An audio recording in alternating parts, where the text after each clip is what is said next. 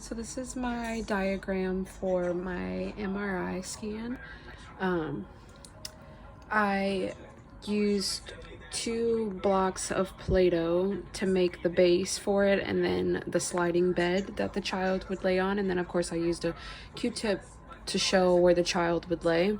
This is the actual machine. I just used a candle and its top to get the circular shape.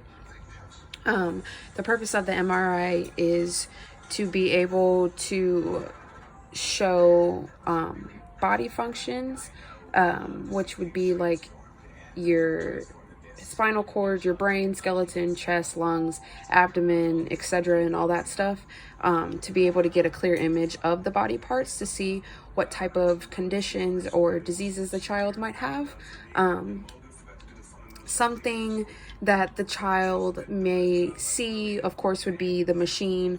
If the child is sedated, they will be knocked out, of course, so they won't see anything.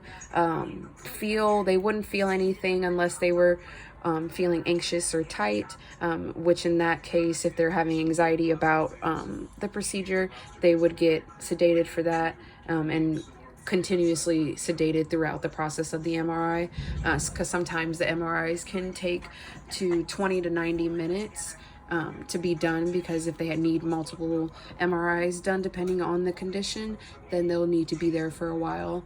So of course the sedation would come in handy again for that.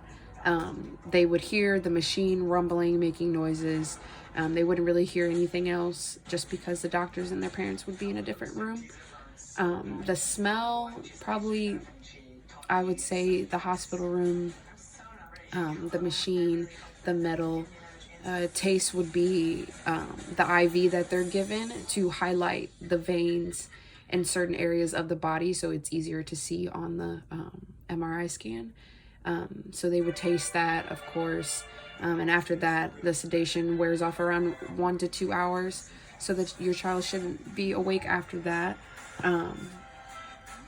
Besides a job that a child would do, it would just be to stay extremely still during the entire process.